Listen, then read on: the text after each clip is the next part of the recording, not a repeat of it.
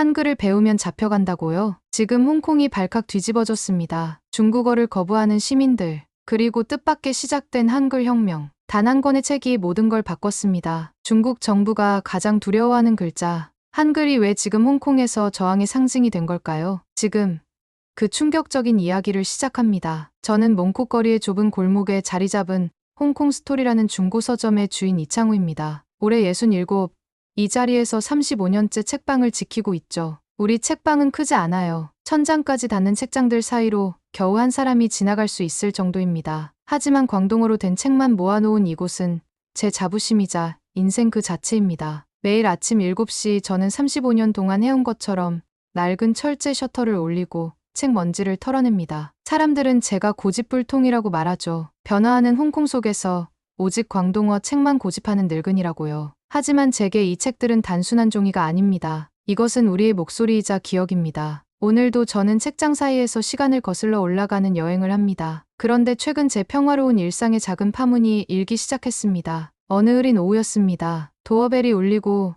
중년 남성 한 명이 들어왔어요. 그는 빨간색 캐리어를 끌고 있었고 관광객임이 분명했습니다. 저를 향해 표준 중국어로 말을 걸었죠. 여기 소설책 있나요? 현대 중국 작가 거요. 저는 미소를 지으며 천천히 고개를 가로저었습니다. 손님, 죄송합니다만 이곳은 광동어 책방입니다. 표준 중국어 책은 취급하지 않아요. 그의 표정이 굳어졌어요. 처음엔 제가 장난치는 줄 알았는지 웃음을 지었지만 제 표정이 진지하다는 걸 깨닫고는 목소리를 높였습니다. 홍콩도 중국이잖아요. 왜 중국어 책이 없죠? 저는 차분하게 대답했습니다. 홍콩의 모국어는 광동어입니다. 저희 책방은 광동어 서적만 취급합니다. 결국 그 손님은 화를 내며 나갔어요. 그리고 다음날 제 작은 책방이 갑자기 온라인에서 화제가 되었습니다. 누군가 그 장면을 몰래 찍어 소셜 미디어에 올린 거죠. 영상은 순식간에 퍼졌고 댓글은 둘로 나뉘었어요. 일부는 저를 응원했지만 다른 쪽에선 맹렬한 비난이 쏟아졌습니다. 홍콩 언론에서도 저를 다뤘어요. 중국어를 거부하는 고집불통 서점 주인이라는 제목의 기사가 났습니다. 하지만 저는 평소처럼 아침 7시에 책방 문을 열고 밤 10시에 닫았어요. 누가 뭐라든 원칙은 변함없었으니까요. 몽콕 골목 사람들은 저에게 이 선생, 괜히 문제 만들지 마라 라고 저를 걱정했죠. 하지만 제 마음은 이미 정해져 있었습니다. 이건 정치적 저항이 아니라 문화를 지키는 일이었으니까요. 광동어는 단순한 언어가 아닙니다. 그것은 우리의 정체성이자 역사입니다. 저는 매일 밤 책방 문을 닫고 나서 오래된 찻잔의 보이차를 따르며 생각했습니다. 이렇게 조용히 버티는 것, 그것만으로도 의미가 있지 않을까? 창밖으로 몽콕 네온 사인이 빛나고 저는 내일도 변함없이 문을 열 준비를 했습니다. 조용한 저항은 그렇게 시작되었습니다. 며칠이 지나자 논란은 잠잠해졌습니다. 서점은 평소와 같이 한산했고 저는 이따금 찾아오는 단골 손님들과 광동어로 담소를 나누며 시간을 보냈어요. 비 내리는 수요일 오후 문이 열리며 한 남자가 들어왔습니다. 키가 크고 단정한 정장 차림이었죠. 처음 보는 얼굴이었어요. 안녕하세요. 그가 서툰 광동어로 인사했습니다. 이곳이 광동어만 취급한다는 홍콩 스토리 맞나요? 저는 고개를 끄덕였습니다. 맞아요. 무엇을 도와드릴까요? 그는 한국어 억양이 묻어나는 광동어로 자신을 소개했어요. 저는 박준영이라고 합니다. 한국문화원 자문위원이에요. 최근 홍콩에 부임했죠. 박준영은 책장 사이를 천천히 거닐며 손가락으로 책등을 쓸었습니다. 그러더니 문득 저를 향해 돌아섰어요. 이 선생님, 뉴스에서 봤어요. 광동어만 취급하시는 철학이 정말 인상적이었습니다. 저는 의아했지만 미소를 지었습니다. 단지 제가 평생 지켜온 원칙일 뿐인데요. 박준영은 고개를 저었습니다. 아닙니다. 그건 언어를 지키는 문화적 저항이에요. 저희 한국에도 비슷한 역사가 있습니다. 그는 가방에서 한 권의 책을 꺼냈어요. 표지에는 제가 읽을 수 없는 글자들이 있었습니다. 이건 훈민정음 해례본의 번역본입니다. 한글이라는 우리 글자의 창제 원리를 설명한 책이죠. 한글이요? 네, 우리 한국의 글자입니다. 이 선생님께 드리고 싶어요. 저는 망설였습니다. 이런 귀한 걸 받아도 될지. 박준영은 웃으며 말했어요. 꼭 받으세요. 언젠가 다시 찾아오겠습니다. 그렇게 그는 떠났고 저는 그날 밤 처음으로 한글이라는 글자를 만났습니다. 책을 펼치니 영어와 중국어 번역이 함께 있어 내용을 대략 이해할 수 있었어요. 한글은 세종대왕이라는 임금이 백성들을 위해 만든 글자라고 합니다. 그때까지 한국에서는 중국 한자만 썼는데 일반 백성들은 배우기 어려웠대요. 그래서 누구나 쉽게 배울 수 있는 새 글자를 만든 거죠. 글자를 백성을 위해 만들다니. 저는 책장을 넘기며 감탄했습니다. 몽콕 거리의 불빛이 서서히 꺼져가는 밤, 제 손에는 낯선 나라의 글자가 들려 있었고 마음에는 새로운 궁금증이 피어났어요. 백성을 위한 글자라니 정말 그런 게 가능할까요? 한글의 모양은 단순했지만 그 속에 담긴 철학은 깊어 보였습니다. 다음 날 아침 책방 문을 열기 전 훈민정음이라는 단어를 제 방식대로 발음해 보았습니다. 훈민저음. 어색했지만 왠지 입에 붙는 느낌이었어요. 그날부터 저는 책방 한 구석에 그 책을 전시해 두었습니다. 누군가 물어보면 백성을 위한 글자래요라고 답했죠. 그리고 정확히 일주일 후 박준영이 다시 찾아왔습니다. 이번에는 두꺼운 사전 한 권과 얇은 공책을 들고서요. 그는 문을 열자마자 활짝 웃었습니다. 이 선생님, 한글 좀 배워보실래요? 저는 망설임 없이 고개를 끄덕였습니다. 배우고 싶어요. 그날부터 박준영은 매일 저녁 책방 문을 닫은 후 찾아왔습니다. 좁은 책방 구석, 오래된 나무 테이블 위에 공책을 펼치고 한글을 가르쳐 주었죠. 처음에는 단순한 호기심이었습니다. 하지만 배울수록 이 글자에 점점 매료되었어요. 한글은 자음과 모음의 조합으로 이루어져 있습니다. 박준영이 설명했어요. 자음은 발음 기관의 모양을 본떠 만들었고, 모음은 하늘, 땅, 사람을 상징합니다. 발음 기관의 모양이라고요? 네, 예를 들어 고운 혀가 목구멍을 막는 모양이에요. 놓은 혀가 입천장에 닿는 모양이고요. 저는 그 말에 깜짝 놀랐습니다. 글자가 소리 나는 방식을 그대로 그렸다는 거군요. 바로 그겁니다. 과학적이고 체계적이죠. 밤이 깊어가도 저희는 계속 한글을 탐구했어요. 박준영은 인내심 있게 제가 틀릴 때마다 다시 설명해 주었습니다. 때로는 웃음이 터져 나오기도 했죠. 이 선생님, 말을 또 헷갈리셨네요. 아이고, 나이 들어 새 언어 배우기가 쉽지 않습니다. 하지만 정말 신기했어요. 한글은 마치 수학 공식처럼 규칙적이었습니다. 자음과 모음을 알면 누구든 읽고 쓸 수 있었죠. 그것도 아주 짧은 시간 안에요. 박 선생, 이렇게 쉬운 글자를 왜 다른 나라들은 만들지 않았을까요? 박준영은 잠시 생각하더니 대답했습니다. 글자는 권력이었기 때문입니다. 어려운 글자를 아는 사람만이 지식과 권력을 독점할 수 있었죠. 그런데 세종대왕은 그 권력을 나눠준 거군요. 바로 그렇습니다. 한글은 단순한 글자가 아니라 철학입니다. 그 말에 제 가슴이 뜨거워졌어요. 저도 모르게 손을 내밀어 책장에 꽂힌 광동어 서적들을 쓰다듬었습니다. 언어가 사라지면 그 민족의 정신도 함께 사라진다는 말이 떠올랐죠. 정말 놀라운 글자군요. 더 배우고 싶어요. 저가 말했습니다. 박준영의 눈이 반짝였어요. 내일은 광동어 발음을 한글로 적어보는 연습을 해볼까요? 제 마음은 이미 한글에 빼앗겨 있었습니다. 그날 밤 저는 꿈에서도 기역, 이은, 디귿을 중얼거렸어요.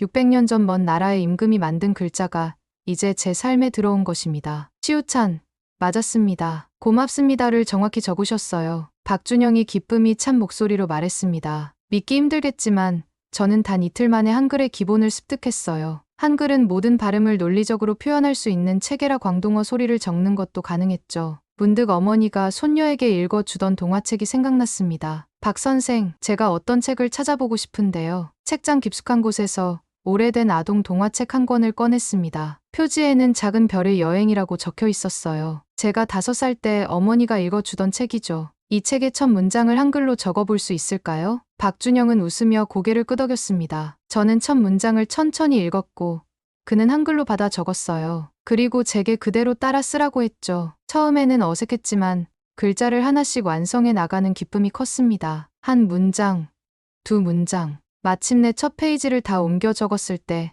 제 눈에서 눈물이 흘렀어요. 이 선생님, 괜찮으세요? 저는 고개를 끄덕였습니다. 이게 정말 놀랍습니다. 제 모국어를 다른 문자로 이렇게 완벽하게 표현할 수 있다니. 박준영은 미소 지었어요. 그것이 한글의 위대함입니다. 어떤 언어든 표현할 수 있죠. 마치 수학 공식 같아요. 단순하지만 그 안에 모든 것이 담겨 있어요. 그렇습니다. 한글은 과학이자 예술이에요. 저는 노트에 적힌 광동어 한글 표기를 보며 생각에 잠겼습니다. 이 글자에는 어떤 힘이 있어요? 말은 공기 중에 사라지지만 글자는 남습니다. 우리의 말과 생각을 보존하는 도구죠. 혹시 광동어 단어들을 한글로 정리한 작은 사전 같은 걸 만들어 볼 수 있을까요? 박준영의 눈이 반짝였어요. 멋진 생각입니다. 시작해 볼까요? 그날부터 저희는 매일 밤 책방에 단어들을 한글로 옮겨 적기 시작했습니다. 먼저 간판, 메뉴판 같은 일상적인 단어들부터요. 딤섬은 딤쌈, 차찬탱은 차찬탱으로 적었죠. 작업은 생각보다 빨리 진행되었습니다. 박 선생, 저는 이제 왜 세종대왕이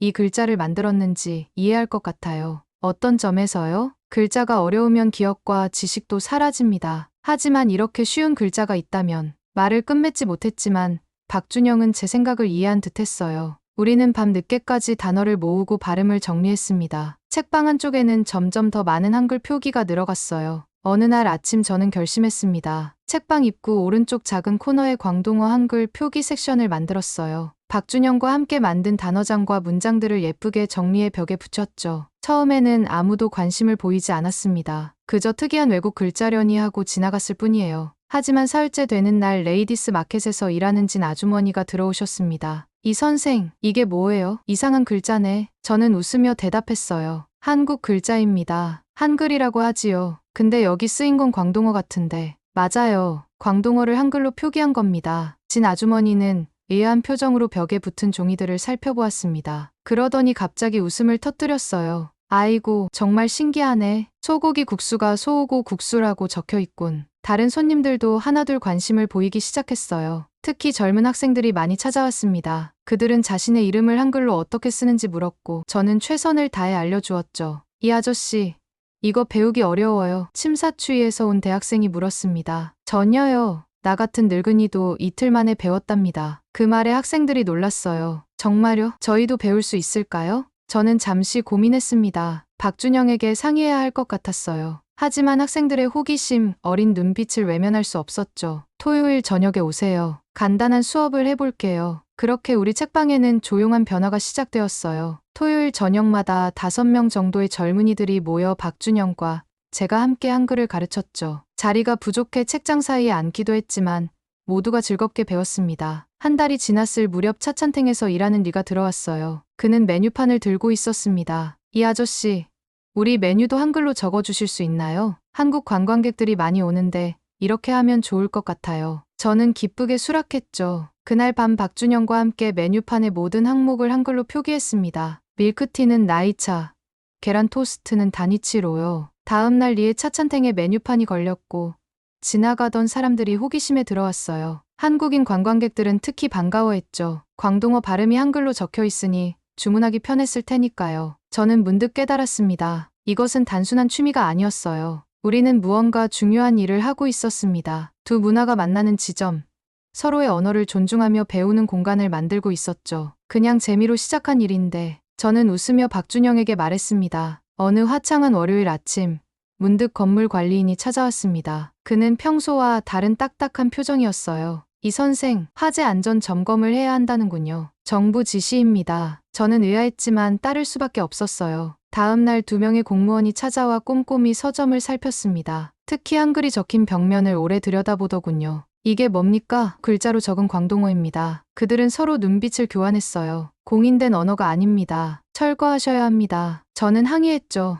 이건 단순한 문화 교류일 뿐입니다. 불법이 아니에요. 하지만 그들은 듣지 않았어요. 일주일 내로 철거하지 않으면 과태료가 부과됩니다. 그날 오후 세무서에서도 연락이 왔습니다. 지난 5년간의 세금 기록을 검토하겠다고요. 갑작스러운 일이었죠. 저는 박준영에게 전화했습니다. 박 선생, 무슨 일이 벌어지고 있는 것 같아요. 전화기 너머 박준영의 목소리가 무거웠어요. 저도 말씀드릴 게 있습니다. 비자 갱신이 거부됐어요. 뭐라고요? 이유는 설명해 주지 않았지만 한 달 내로 떠나야 할 것 같습니다. 저는 가슴이 무너지는 느낌이었어요. 책방으로 돌아가는 길, 문득 건너편 카페에서 누군가 제 사진을 찍는 것 같았습니다. 아마 망상일 거예요. 하지만 불안감은 계속됐죠. 다음 날 단골 손님이 조용히 귀띔해 주었어요. 이 아저씨, 당신 책방이 주시 대상이 됐대요. 조심하세요. 저는 이제야 상황을 깨달았습니다. 처음에는 단순한 문화 교류였지만 누군가의 눈에는 불온한 행동으로 비쳤나 봐요. 한글이라는 글자,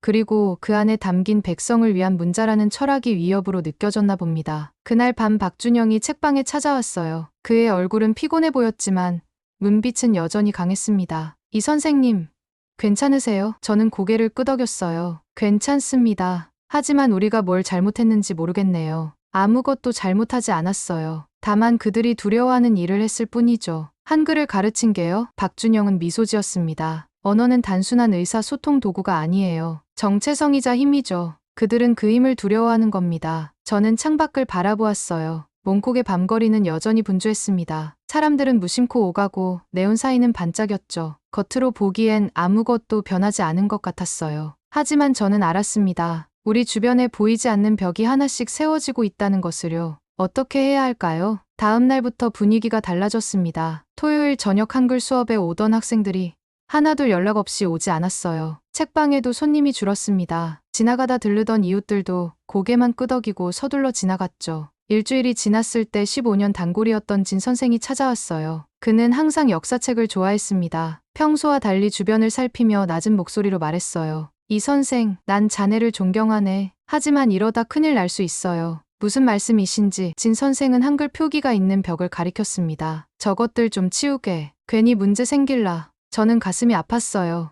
이건 단지 다른 나라의 글자일 뿐입니다. 정치적인 것이 아니에요. 세상에 정치적이지 않은 것이 어디 있나? 특히 여긴 홍콩이야. 그가 한숨을 쉬었어요. 난 당분간 못 올 것 같네. 내 아들이 공무원인데 내가 이곳에 오는 걸 알면 문제가 생길 수 있어. 진 선생이 떠난 후 저는 한글 코너 앞에 한참을 서 있었습니다. 손가락으로 벽에 붙은 종이들을 만졌어요. 제 마음은 흔들렸습니다. 35년간 지켜온 서점이었어요. 이대로 무너지게 할 수는 없었죠. 그날 저녁 박준영이 마지막으로 찾아왔습니다. 그는 떠날 준비를 마친 듯했어요. 내일 아침 비행기입니다. 그가 말했어요. 저는 고개를 끄덕였습니다. 뭐라 말해야 할지 몰랐어요. 박준영은 조용히 책장을 둘러보다가 말했습니다. 이 선생님, 혹시 조선어학회에 대해 들어보셨나요? 아니요. 무엇인가요? 일제강점기 때 한글을 지키기 위해 목숨을 걸었던 학자들이에요. 그들은 한글 사전을 만들었습니다. 감옥에 갇혀서도 고문을 당하면서도. 저는 놀랐어요. 사전을 만드는데 왜 그런 탄압을?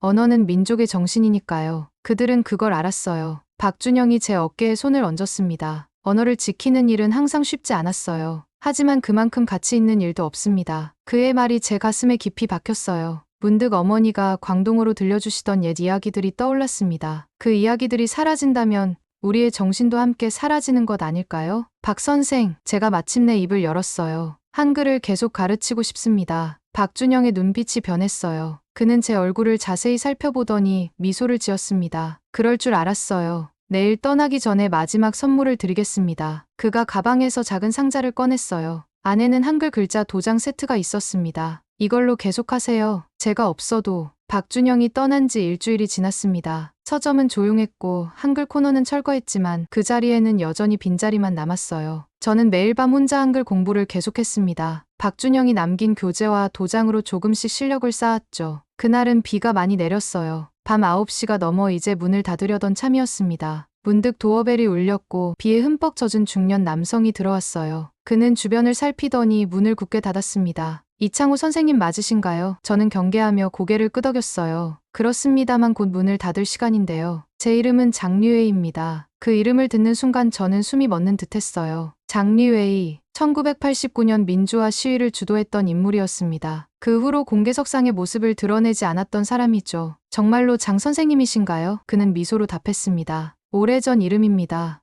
요즘은 그냥 선생이라고 불려요. 장류회는 천천히 서점을 둘러보았어요. 그러다 빈 벽면 앞에 멈춰 섰습니다. 여기 한글이 있었다고 들었습니다. 저는 놀랐어요. 어떻게 아셨죠? 소문이 돌았어요. 광동어를 한글로 적는 서점이 있다고. 그가 빈 벽을 바라보며 말했습니다. 저도 한글에 관심이 있어서요. 제가 잠시 망설이다 결심했어요. 카운터 아래에서 그동안 숨겨두었던 한글 자료들을 꺼냈습니다. 장류회의 눈이 반짝였어요. 정말 아름다운 글자군요. 저는 용기를 내어 물었습니다. 실례지만 왜 한글에 관심이 있으신가요? 장류회는 한참을 침묵하다 입을 열었어요. 저는 이 글자에서 옛날 우리가 말하려던 것을 봅니다. 어떤 의미인지요? 이 선생, 언어는 단순한 소통 도구가 아닙니다. 그것은 존재의 방식이죠. 우리가 세상을 인식하는 창입니다. 그때 책방 뒷문이 열리고 박준영이 들어왔어요. 저는 깜짝 놀랐습니다. 박 선생, 떠나신 줄 알았는데요. 박준영이 쓴웃음을 지었어요. 공항까지 갔다가 돌아왔습니다. 아직 할 일이 남아서요. 박준영과 장류회는 서로를 바라보았습니다. 두 사람은 처음 만난 것 같았지만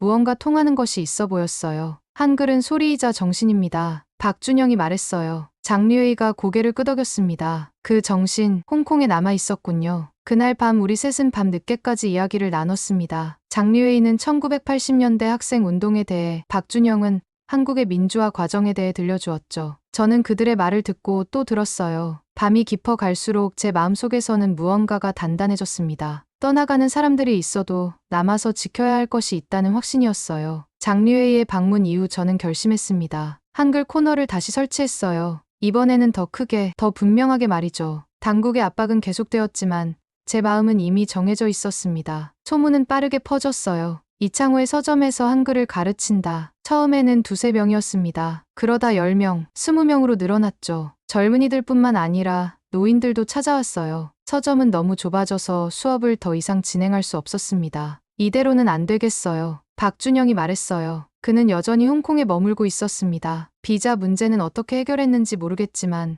그는 여전히 제 곁에 있었죠. 그럼 어떻게 하죠? 공원으로 옮기는 건 어떨까요? 그래서 우리는 책방 근처 작은 공원으로 장소를 옮겼습니다. 매주 토요일 오후 4시 사람들이 하나둘 모여들었어요. 저는 박준영이 알려준 대로 한글을 가르쳤습니다. 처음에는 자음과 모음, 그 다음은 받침, 그리고 이어서 광동어 발음을 한글로 적는 방법으로. 마지막 수업날 사람들이 평소보다 많이 모였습니다. 거의 50명에 가까웠어요. 나이든 어부부터 교복 입은 학생들까지 다양한 사람들이 함께했죠. 장류에이도 모자를 깊이 눌러쓰고 맨 뒤에 앉아 있었습니다. 수업이 끝날 무렵 저는 용기를 내어 한글로 쓴 편지를 꺼냈어요. 손이 떨렸지만 목소리는 단단했습니다. 오늘은 제가 한글로 쓴 편지를 읽어보려고 합니다. 사람들의 시선이 저에게 고정되었어요. 저는 천천히 종이를 펼쳤습니다. 홍콩은 저의 고향입니다. 광동어는 저의 언어입니다. 하지만 저는 이제 새로운 글자를 알게 되었습니다. 세종대왕이 백성을 위해 만든 글자, 한글입니다. 제 목소리가 조금씩 커졌어요. 세종대왕이 백성을 위해 가졌던 그 마음, 지금 여기에 살아 있습니다. 우리의 말을 지키는 일은 우리의 마음을 지키는 일입니다. 오늘 여러분과 함께 할 수 있어 기쁘고 감사합니다. 제가 편지를 접자 예상치 못한 박수가 터져 나왔어요. 사람들의 눈에는 눈물이 고여 있었습니다. 박준영이 다가와 제 어깨를 두드렸어요. 멋진 편지였습니다.